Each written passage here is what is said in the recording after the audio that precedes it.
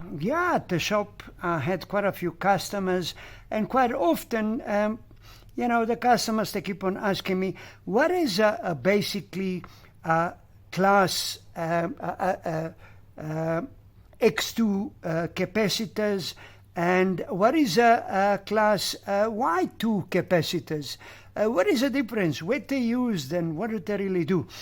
So I quickly sort of put a little setup over here, and I'm going to demonstrate it on this filter, one of the filters that we actually make, what they used and what is a sort of difference to an ordinary capacitor that you do get maybe at the same voltage or even higher voltage. Okay, basically, as I said, and these type of capacitors are used basically primarily for for suppression, where you get the impulse voltages and things like that. And I've drawn over here a basic sort of very filter. Of course, this one here is much more advanced, but this is the basic configuration, a starting point. Okay, so basically you have got the live, neutral, and earth. On the live, of course, that's your input. So that's your input sort of voltage. And this is used to supply your electronic unit, wherever. Okay, now on the live you got the fuse, usually some kind of a over voltage protection, and I've just drawn over here metal oxide varistor, but nonetheless there is much more different devices that you can use, the capacitor and beta and so on, but nonetheless MOVs are definitely used. Okay, then across the live and neutral you get a class X capacitors. And the most predominant ones that they used is called the class X2. Okay, that's on the input just after the actual fuse. Then, of course, as you can see, the live wire goes onto a toroid core with the X amount of windings, which makes it an inductor, and then and exactly the same thing, from the neutral goes into the actual coil, into the actual inductor, which is also on the same toroid core. And the output of the two inductors, basically, again, we got a class X capacitor. And then further, just after that, between the live and the earth, the ground, the chassis, we use class Y capacitors between the live and say chassis, and between the neutral and chassis. Now, this is basically what and in these type of capacitors you get CX1, you get the CX2, you get the CX3, and so on. The primary difference between, and the most usable one, is a CX2. And if you look at it over here, you get them in different physical sizes and different shapes and colors and so on. I've just used two, different pitches and things like that.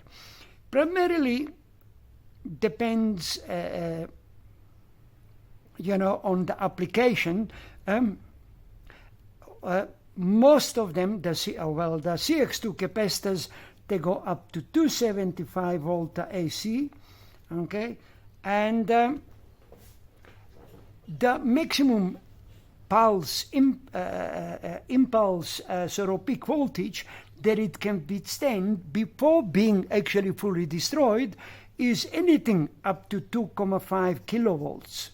So I'll explain that just now on the actual circuit diagram. And these type of caps, if you look at it over here, here is my live, here is my neutral, here is the input of the actual toroid. Via the filters, ferrite filters, and a special another filter over here, again ferrite inline filters, like inductors, goes into the toroid, and then comes out. And on the output you can see another CX capacitor besides sort of other devices that I have got connected and so on. And then, of course, you do get the CY capacitors, which if you look at it over here, that's a CY capacitor, and they are connected from live to chassis, okay, and then from neutral to chassis. So there is two of them, and here is the actual chassis where they are actually joined, and that's the actual joint, basically, okay, which is connected to the chassis. Now, what is basically, and of course, this would be the class CY capacitors. Again, predominantly, usually in the industry, it's again a Y2 capacitors are used. And the Y2 capacitors, again, you get them also in these sort of bigger sizes than what I have got over here, but this is the most common ones sort of used. So that's why I've got them displayed, sort of just a few. Otherwise, I would need another full big table to display all available sort of capacitors. Now, the capacitors of class C, class Y2, they are rated basically up to 300 volt, okay, 300 volt. And the impulse, before the capacitor actually gets fully destroyed, it actually perishes, maximum that it can take is anything up to 5 kilovolts, which is actually 5,000 volt. So they are again specialized sort of a breed of capacitors.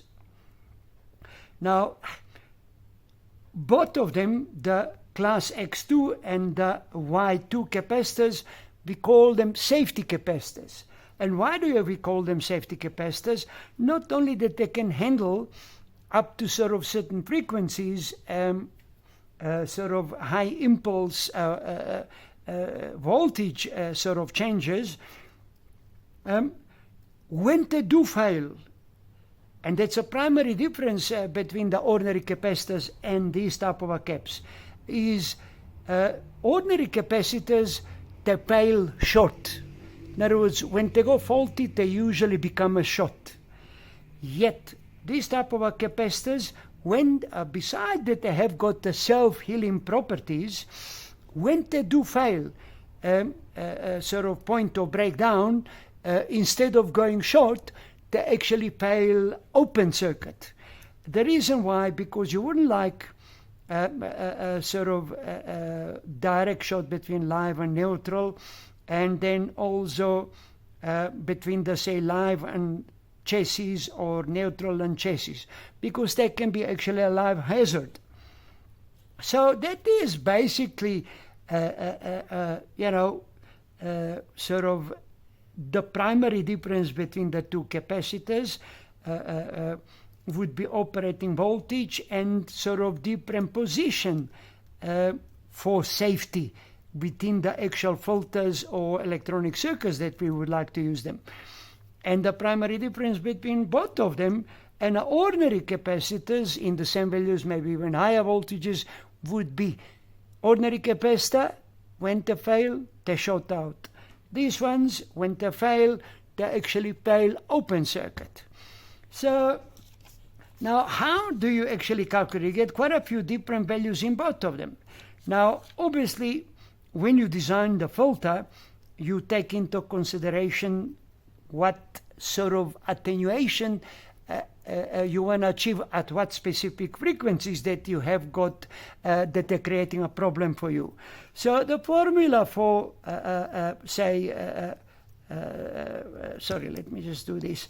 For capacitor, reactive sort of the impedance of the capacitor would be, whether it's this or that, it's immaterial, okay, it applies the same, is 1 over 2 pi FC.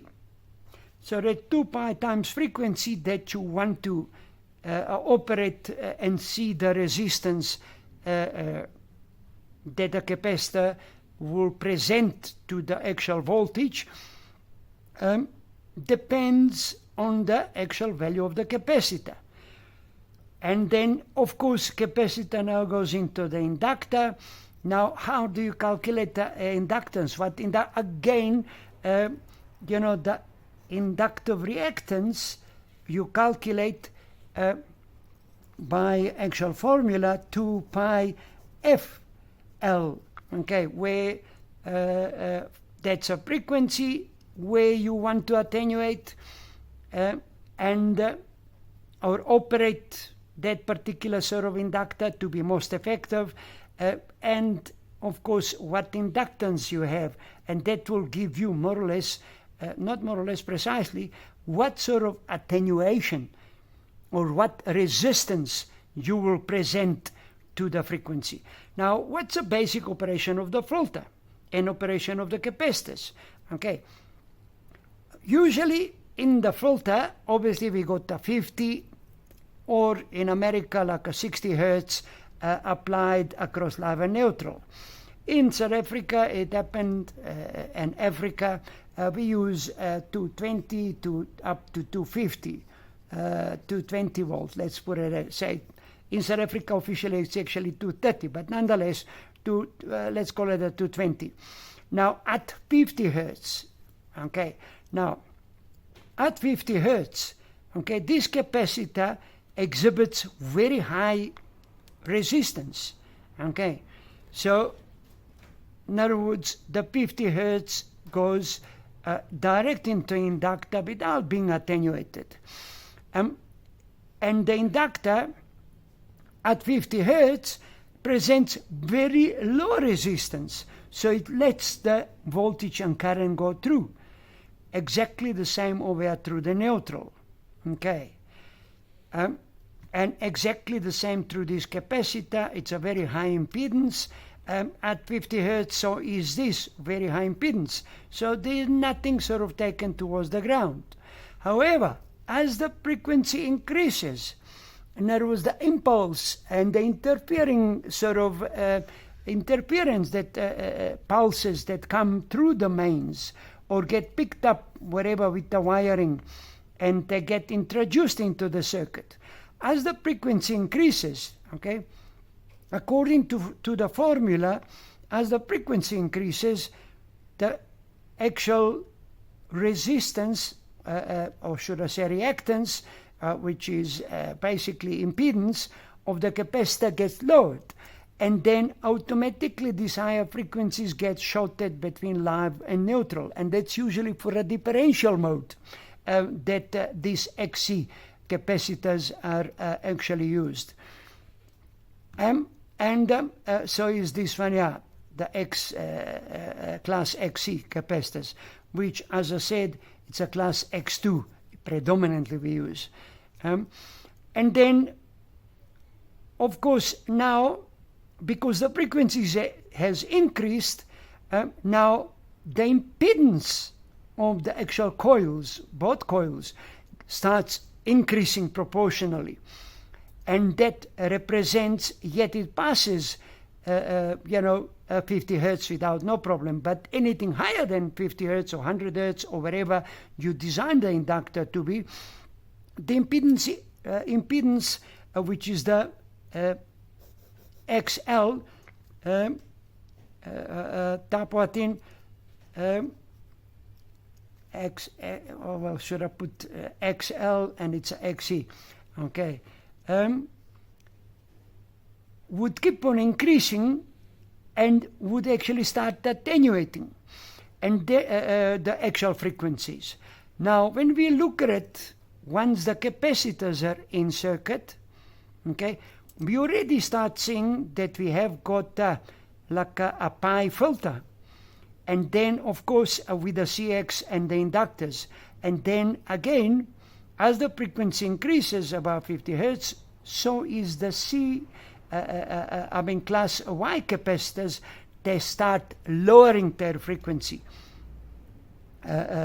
Because, lowering their impedance, should I say, because of the formula. The higher the frequency, okay, the smaller the XC, okay, which is the smaller the actual resistance. And that's how the basic filter actually operates. And that's how you get the attenuation, and you achieve, you pass the AC, say up to 50 hertz, and then at specific sort of frequency, it starts attenuating. And depends on how sophisticated the filter and what order is the filter, you can achieve, in a well-designed and screened filters, you can achieve up to 70 dB, maybe even more dB attenuation, which is astronomical